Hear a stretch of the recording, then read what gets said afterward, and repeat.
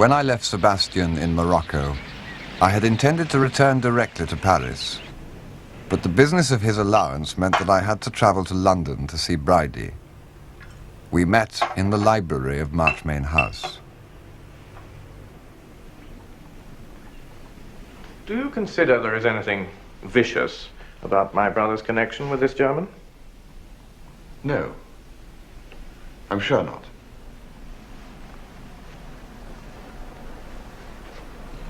It's simply a case of two waifs coming together.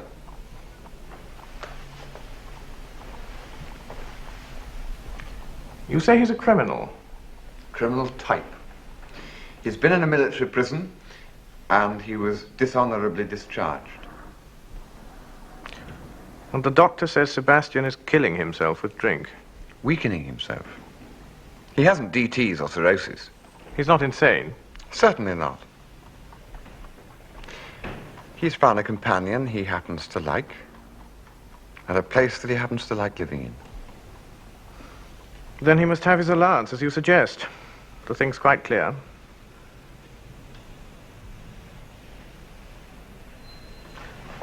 Would you like to paint this house? My father wants it done for a record, to be kept at Brideshead. One picture of the front,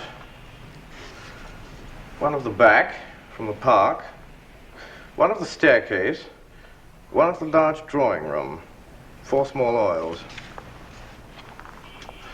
I don't know any painters. Julia says you specialize in architecture. Yes. I should like to very much. You know they're pulling it down. My father's selling it. They're going to put up a block of flats here. They're keeping the name. We can't stop them, apparently. What a very sad thing. Well, of course, I'm sorry. But do you think it good architecturally? It's one of the most beautiful houses I know. Can't see it. I've always thought it rather ugly. Perhaps your pictures will make me see it differently.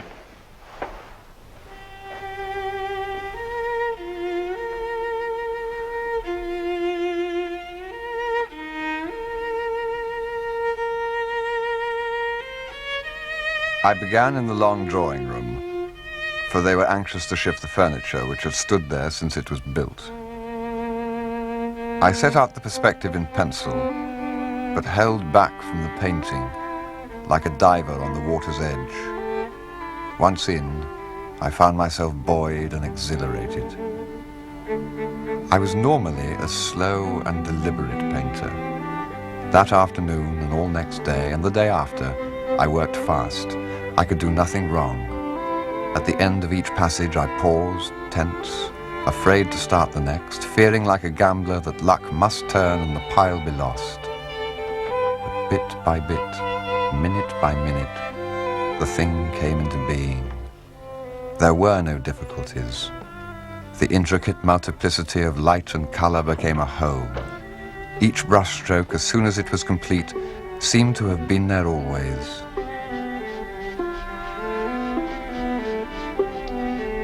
May I stay here and watch? Yes. So long as you don't talk.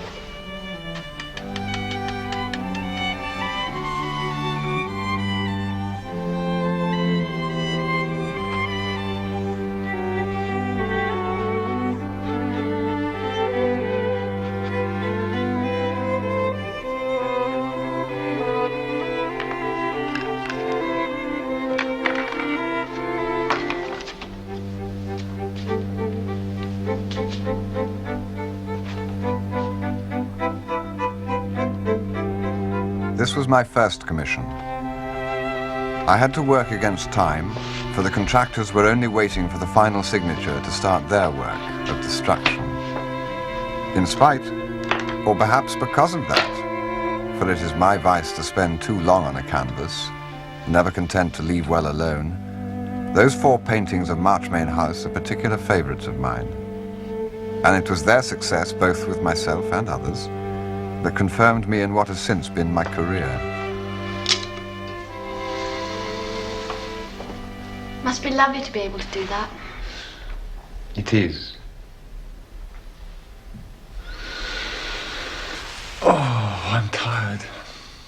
bet you are. Is it finished? Practically. I shall have to go over it again in the morning. Do you know it's almost dinner time? There's no one here to cook anything now. I only came up today. I didn't realise how far the decay had gone.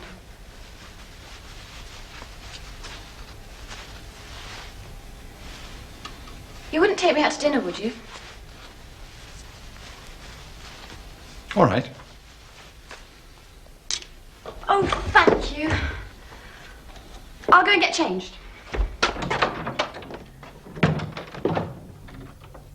We let ourselves out by a side door and walked to the Ritz Grill. You've seen Sebastian? Yes, I have. He won't come home, even now. I didn't realize you understood so much. Well, I love him more than anyone. Sad about Marches, isn't it? Very sad. Do you know they're going to build a block of flats? And that Rex wants to take what he calls a penthouse at the top? Isn't that like him? Poor Julia. That was too much for her. He couldn't understand it at all. He thought that she'd like to keep up with the old home. Things have all come to an end very quickly, haven't they? Apparently, Papa's been terribly in debt for a long time, and selling Marches has put him straight again. But what's going to happen to you? What indeed? There are all kinds of suggestions. Aunt Fanny Roscommon wants me to live with her. And then Rex and Julia talk of taking over half of Brideshead and living there. But won't your father come back? We thought he might. But no. They closed the chapel at Brideshead. Did they? Bridie and the bishop. Mummy's requiem was the last mass said there. After she was buried, the priest came in. I was there alone. I don't think he saw me. He took up the altar stone and put it in his bag. Then he burnt the wads of wool with the holy oil on them and threw the ash outside.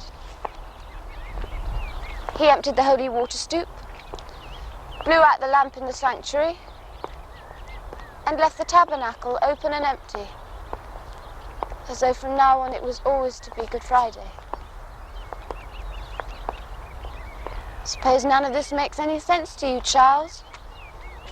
Poor agnostic. I stayed there till he was gone. Then suddenly there wasn't any chapel there anymore. Just an oddly decorated room. Can't tell you what it felt like.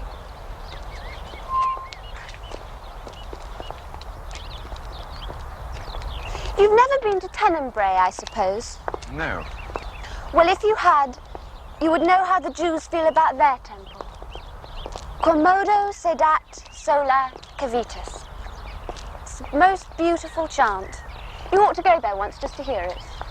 Are you still trying to convert me, Cordelia? No, that's all over too. Do you know what Papa said when he became a Catholic? Mummy told me once. He said, "You have brought back my family to the faith of their ancestors." Pompous, you know. Takes people in different ways.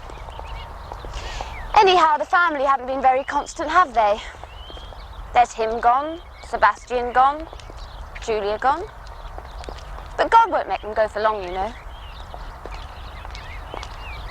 I wonder if you remember the story that Mummy read us the evening Sebastian first got drunk.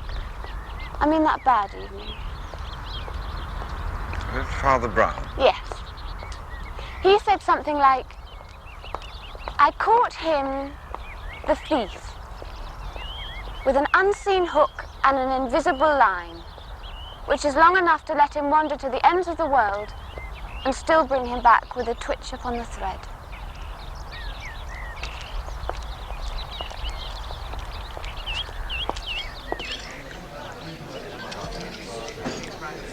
first time I've ever been taken out to dinner alone at a restaurant. Do you know what Julia said when she heard about Marchmain being sold? She said, poor Cordelia won't have a coming out ball here after all. It's the thing we used to talk about, like me being her bridesmaid. That didn't come off either. When Julia had her ball, I was allowed down for an hour to sit in the corner with Aunt Fanny. And she said to me, in 6 years' time, you'll have all this.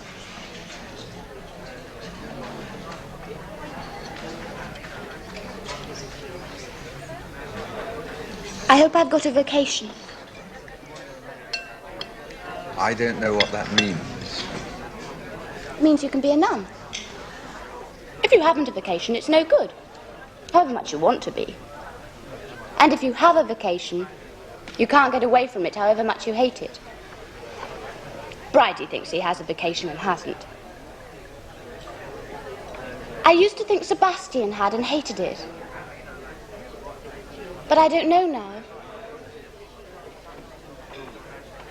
Everything's changed so much suddenly. You'll fall in love. Oh, I pray not.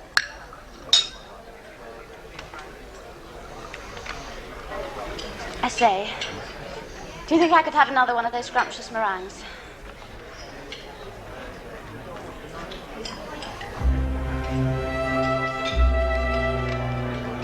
My theme is memory, that winged host that soared about me one grey morning of wartime. These memories, which are my life, for we possess nothing certainly except the past, were always with me. For nearly 10 dead years after that evening with Cordelia, I was borne along a road, outwardly full of change and incident, but never during that time, except sometimes in my painting, did I come alive as I had been during the time of my friendship with Sebastian. I became an architectural painter. But as the years passed, I began to mourn the loss of something I had known in the drawing room of Marchmain House. The intensity and singleness and the belief that it was not all done by hand. In a word, the inspiration.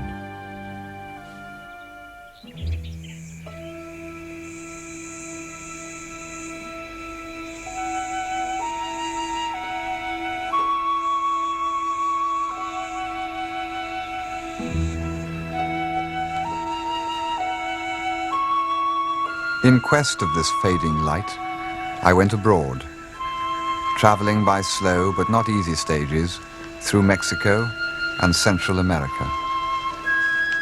There, in great labor, sickness, and occasionally in some danger, I made the first drawings for Riders Latin America.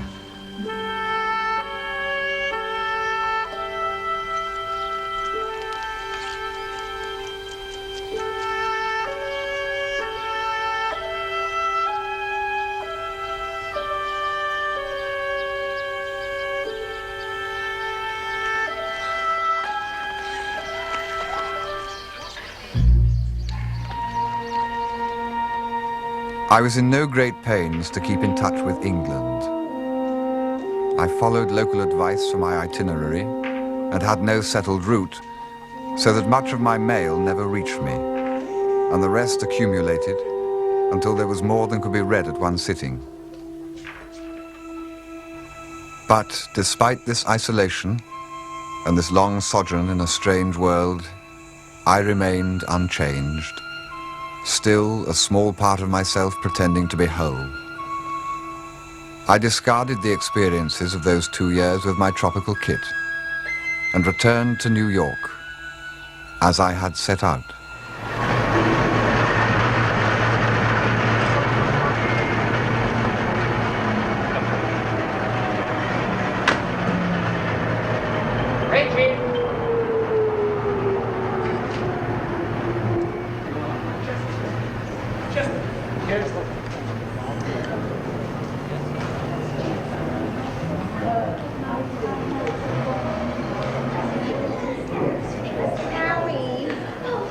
Can't even read your stuff now, Amy.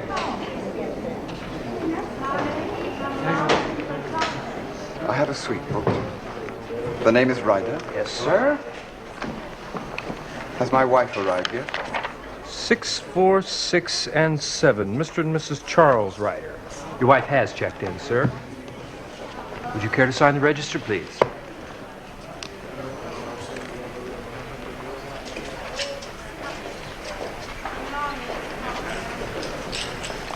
Your wife went out earlier, sir. She said to say that she'd be back after lunch. Thank you. 6, 4, Any 6, messages? Thank you, sir. No, sir. Thank you.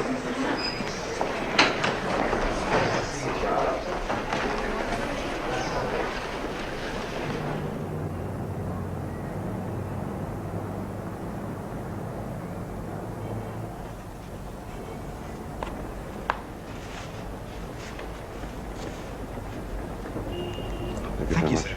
Good night. Good night.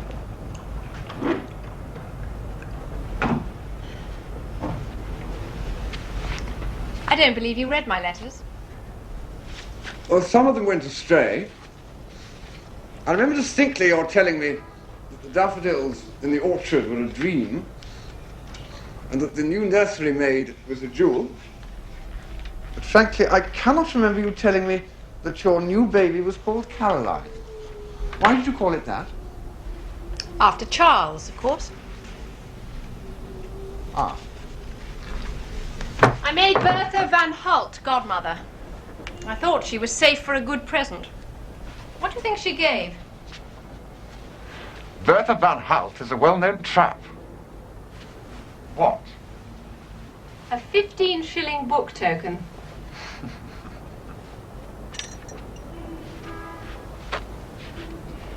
Now that John has a companion, I think Who? Your son, darling. You haven't forgotten him, too. Why'd you call him that? It's the name he invented for himself. Don't you think it's sweet? Now that John has a companion, I think we'd better not have any more for some time, don't you? Just as you like. John talks about you such a lot. He prays every night for your safe return.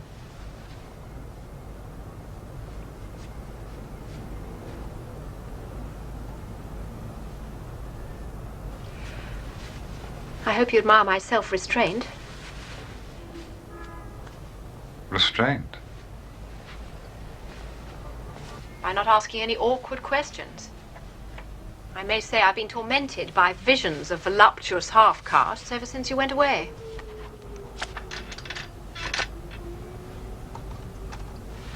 I determined not to ask.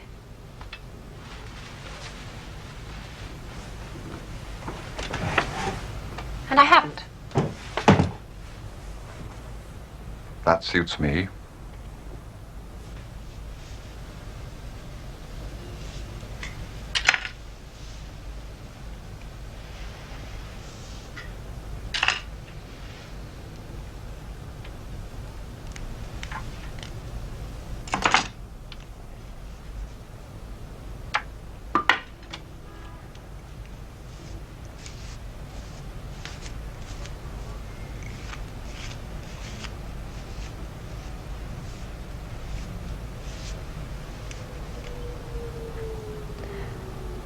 Shall I put my face to bed? No. Not just yet.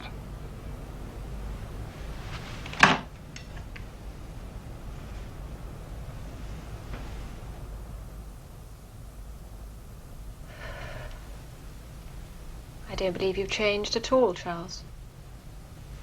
No. I'm afraid not. Do you want to change? It's the only evidence of life. But you might change so that you didn't love me anymore. There is that risk. Charles? You haven't stopped loving me. You said yourself I hadn't changed. Well, I'm beginning to think you have.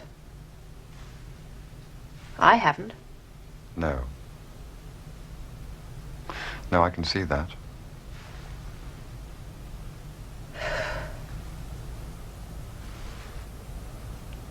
Were you at all frightened of meeting me today? Not the least. You didn't wonder if I should have fallen in love with someone else in the meantime? No. Have you? You know I haven't. Have you? No. I'm not in love.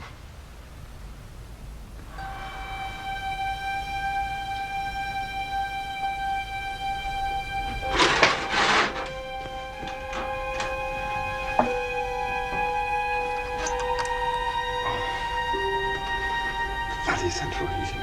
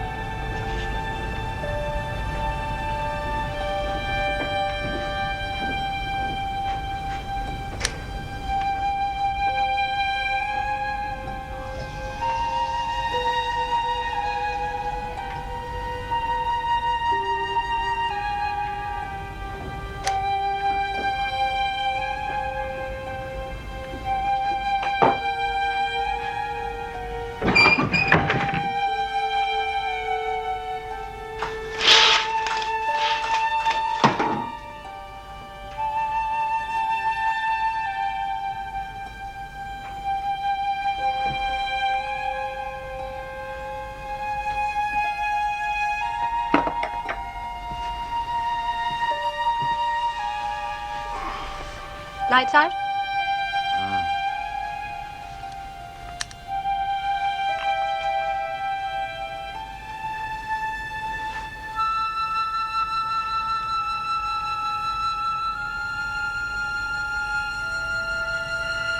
The garden's come on a lot. Box hedges you planted grew 5 inches last year.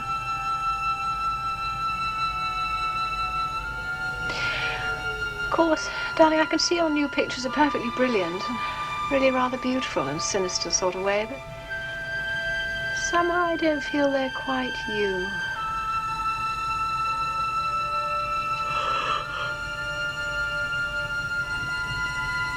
We've got a first-class cook at the moment.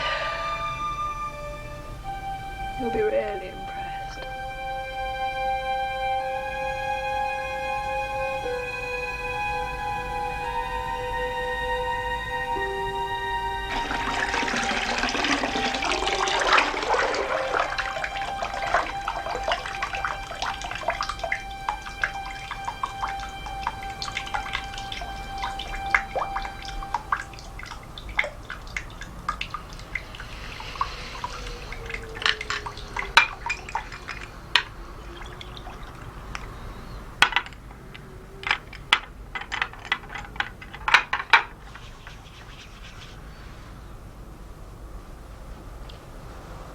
Just like old times.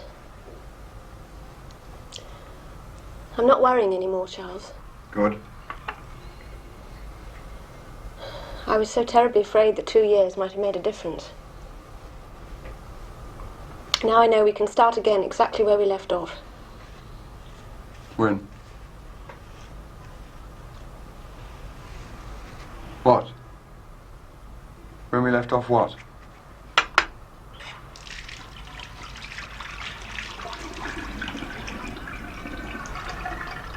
When you went away, of course. You're not thinking of something else until time before?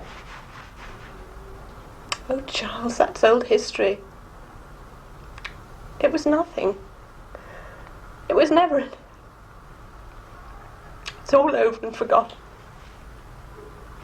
I just wanted to know. So, we're back where we were the day I went abroad, is that it?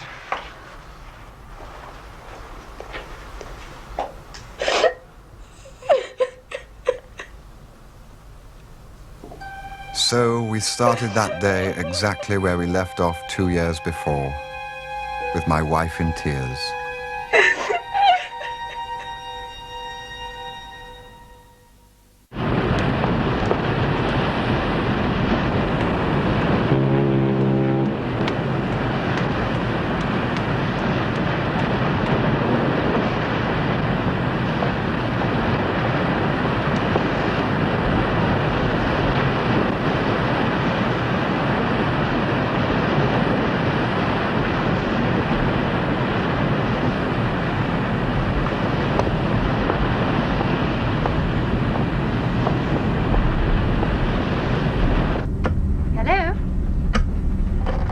Hello? In the dressing room, please. Charles, I'm just arranging our little party this evening. Julia? Celia? Celia Ryder. Oh, it's lovely to find you on board. What have you been up to? Oh, come and have a cocktail this evening and tell me all about it. Good. See you then. Julia who? Mottram. I haven't seen her for years. Hello? Operator, could you get me another? I had not seen Julia since the private view of my first exhibition, where the 4 canvases of Marchmain House, lent by Bridie, had hung together, attracting much attention. Those pictures were my last contact with the Floods. Our lives, so close for a year or two, had drawn apart. Sebastian, I knew, was still abroad. Rex and Julia, I sometimes heard it said, were unhappy together. Rex was not prospering quite as well as had been expected. I saw their faces now and again peeping from the Tatler, but they and I had fallen apart into separate worlds.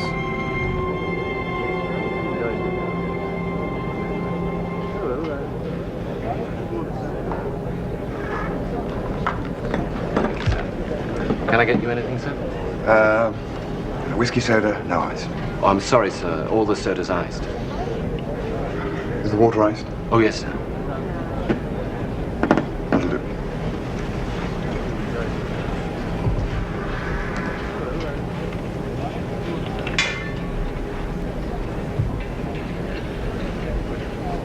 Charles,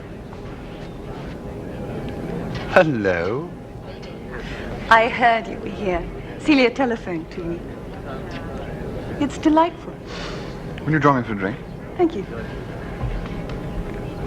What are you doing? Waiting. My maid's unpacking. She's been so disagreeable ever since we left England. She's complaining now about the cabin. I can't think why. It seems the lap of luxury to me.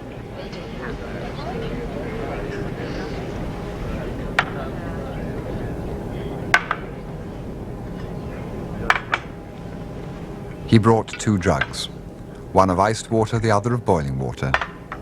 I mixed them to the right temperature. I'll remember that's how you take it, sir. Thank you. What can I get for you, madam? Oh, a hot chocolate. Very good, madam. I never see you now. I never see anyone I like. I can't think why. What have you been doing in America? Don't you know? I'll tell you about it sometime. I've been a mug. I thought I was in love with someone, but it didn't quite work out that way. What about you, Charles? What have you been up to? Oh, I've just been painting. Trying different styles. I'm just back from a trip. Where have you been? Mexico, Central America. Quite away from anywhere. I felt I needed a change of scene. I was getting stale. It sounds thrilling. I'm longing to see the pictures. Celia wanted me to unpack them and stick them around the cabin for her cocktail party, but I couldn't do that. No. Is Celia as pretty as ever? I always thought she had the most delicious looks of any girl in our year. She hasn't changed. You have, Charles. So lean and grim. Not at all the pretty boy Sebastian brought home with him. Harder, too. And you're softer. Yes, I think so. And more patient now. And sadder, too. Oh, yes, much sadder.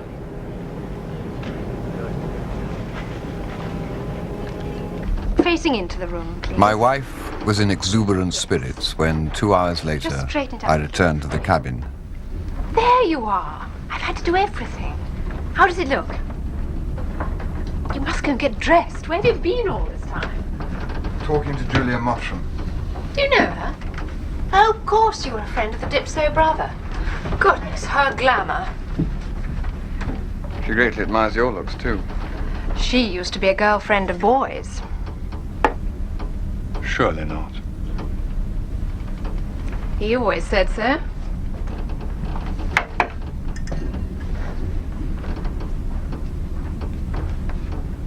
Have you considered how your guests are going to eat this caviar? I have. It's insoluble. I suppose there's always this. Oh, anyway, people always find ways of eating things at parties. Do you remember we once ate potted shrimps with a paper knife? Did we? Darling, it was the night you popped the question. As I remember it, you popped. Well, the night we got engaged. Well, you haven't said what you think about the arrangements. It's a cinema actor's dream.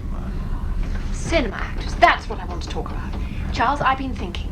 I do believe you're absolutely cut out to be a set designer for the cinema. I've invited 2 very important Americans, real Hollywood magnets. Now, do promise you'll be sensible and talk to them. Ah, here is Father Christmas. Oh, dear Lady Celia. Is everything all right, We madam? were just in raptures over your swan. If you put on your warmest clothes and come on an expedition with me to the cold storage, I could show you a whole Noah's Ark full of such objects. The toast for the caviar will be along shortly. They're keeping it hot. Toast? Do you hear that, Charles? Toast!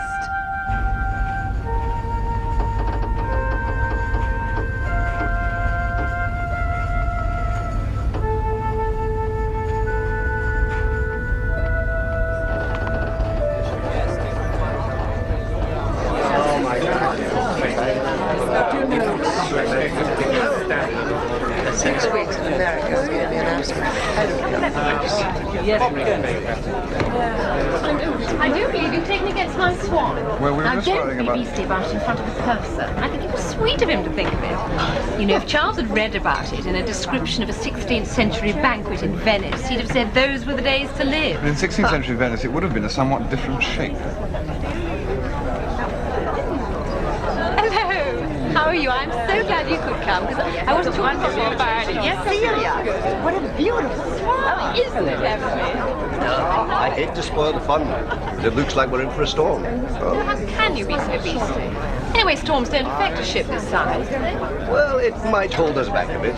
But it won't make us sick. Well, that depends how good a sailor you are. I'm always sick in storms, ever since I was a boy. I don't believe a word of it. He's simply being sadistic.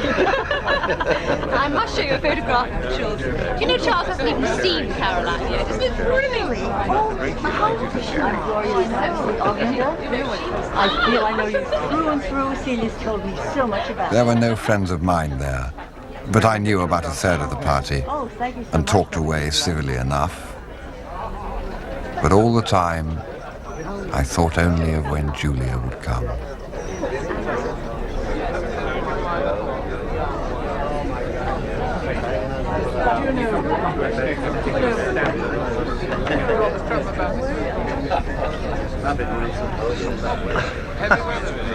Been waiting to do that for a long time.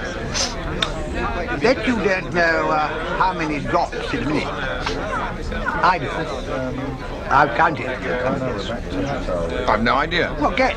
Look, a tenner if you get it wrong, and half a dollar if you get it right. That's fair, isn't it? 3. Cool. You're sharp chap, aren't you? You've been counting too, haven't you? Tell me, how do you work this one? I'm an Englishman, born and bred. This is my first time on the Atlantic. You flew out. No. Came round the world the other way and crossed the Pacific. You are a sharp chap, no mistake. I made quite a bit out of arguing on that topic. Well, I better skedaddle. No. Toodle-oo.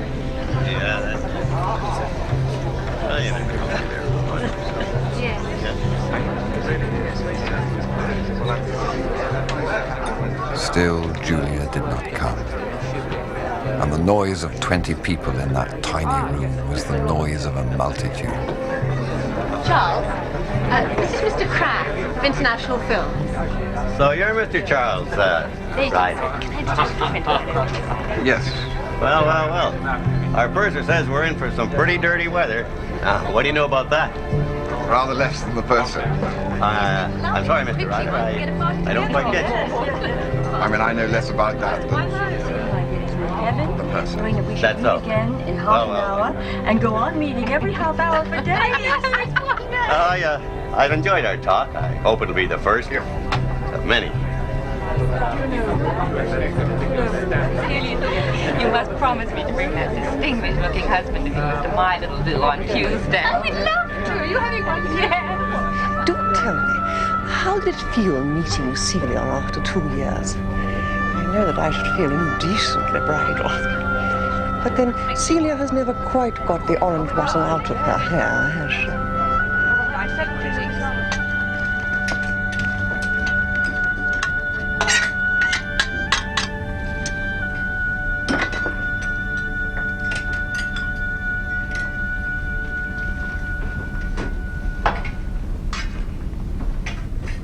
Julia never came.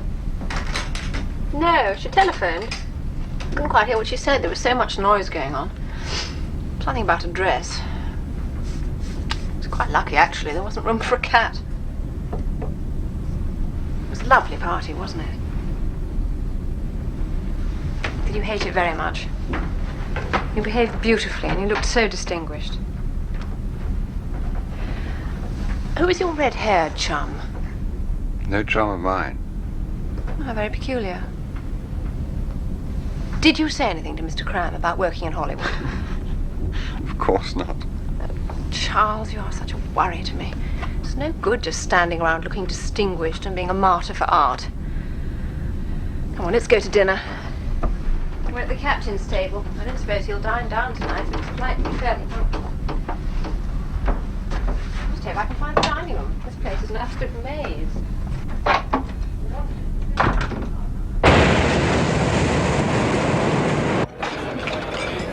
We were a gruesome circle at dinner.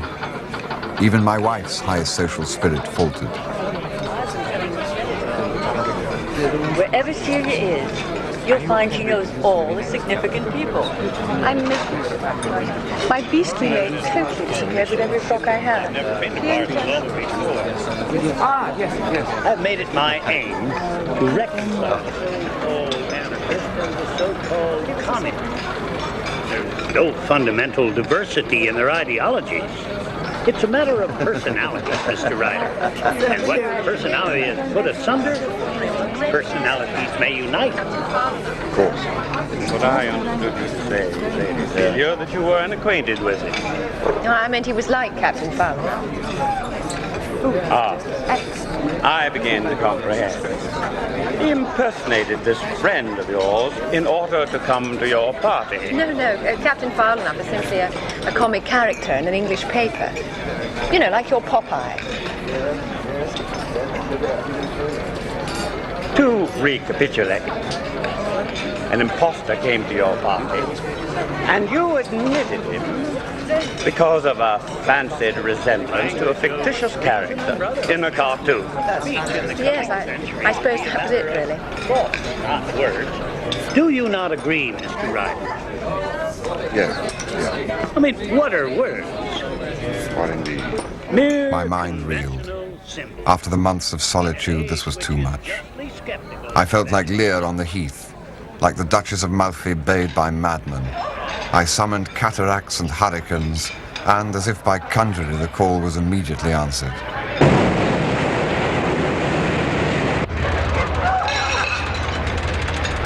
Either I'm a little drunk or it's getting rough.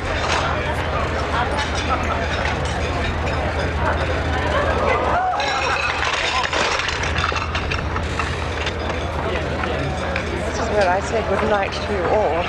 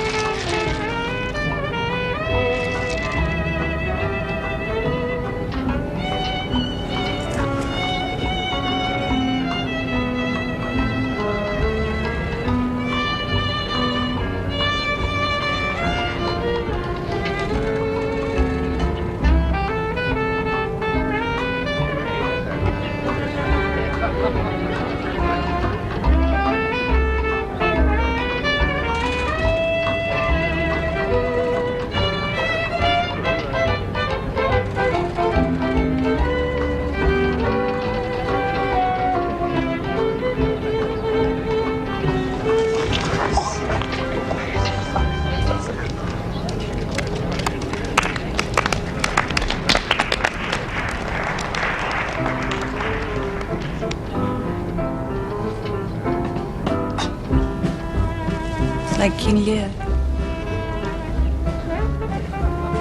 Only each of us is all three of them. What can you mean? Lear, Kent, fool. Oh dear, it's like that agonizing foul enough conversation over again. Don't try and explain. I'm not sure that I could. Well, we've set a fine example of British phlegm, but I think I've taken all I can. It's making my head ache, and I'm tired anyway. I'm going to bed. Are you coming, Julia? Yes.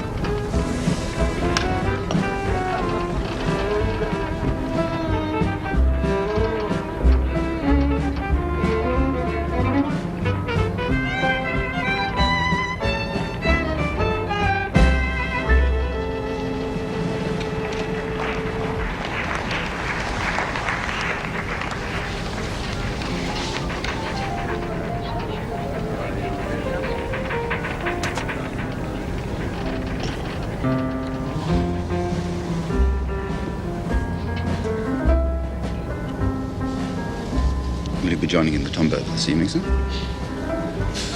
No. No, thank you. But if someone could bring me some more brandy. Oh, certainly, sir. I'll get a steward for you.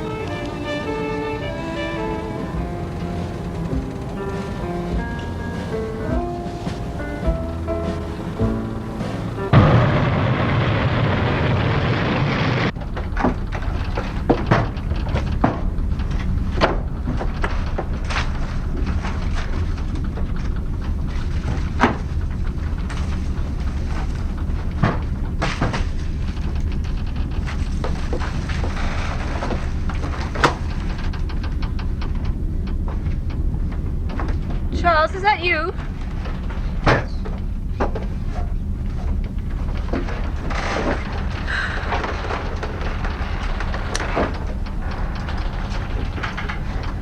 Oh.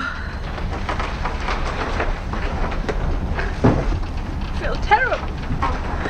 I didn't know shit this size could pitch like this. Oh, can't you do something? Can't you get something from the doctor? I'll call the steward. Give her something. Look, why don't I sleep next door? Then I won't disturb you.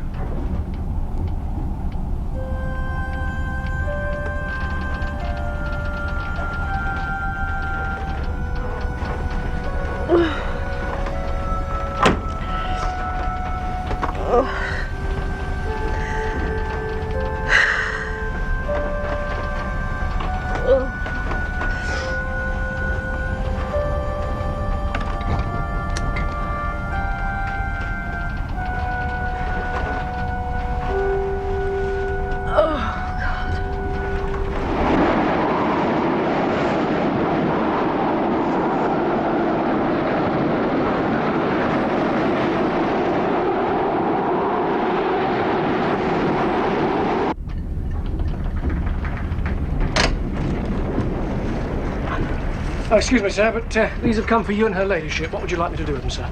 Oh, over there, so much.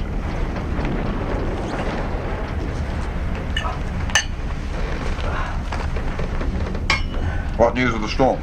Well, the wind's dropped a little, sir, but it's still blowing quite hard, and there's a heavy swell. Nothing like a heavy swell for the enjoyment of the passengers. There weren't many breakfasts wanted this morning. Very true.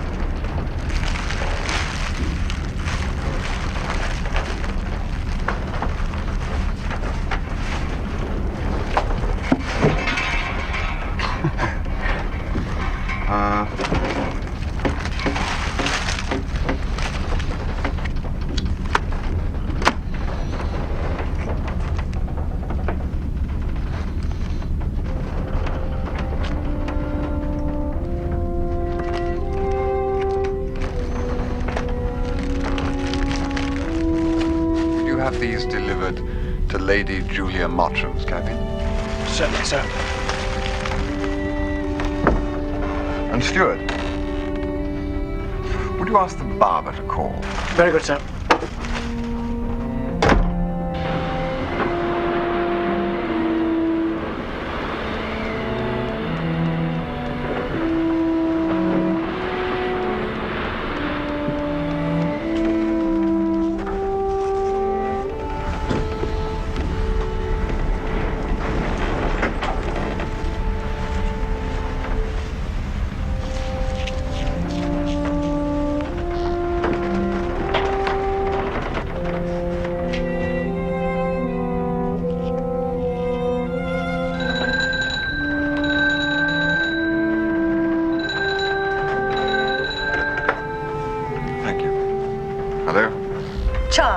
What a deplorable thing to do. How unlike you. Don't you like them? What can I do with roses on a day like this? Smell them.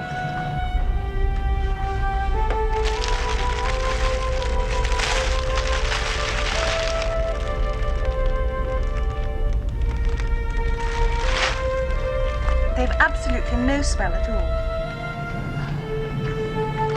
What did you have for breakfast? Muscat grapes and cantaloupe. When am I going to see you? Before lunch? I'm busy till then with a massage. A massage? Yes, isn't it peculiar? I've never had one before, except once when I hurt my shoulder hunting. What is it about being on a boat that makes everyone behave like a film star? Well, I do. How about these very embarrassing roses? I'll see you on deck about 12:30. Marvelous. You might not recognize me. What do you mean? I'm having my beard removed. How dreadful. Sounds like an operation.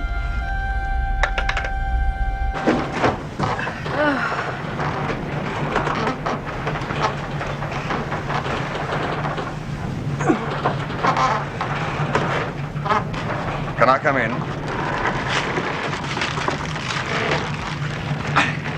I thought these might cheer you up.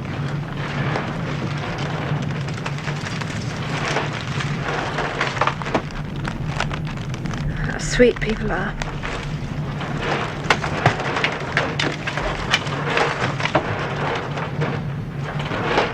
I take it you're not going to get up. Oh, no. Mrs. Clark is being so sweet. Don't bother. Come in and tell me what's going on sometimes. Oh, no, dear, the less we're disturbed today, the better.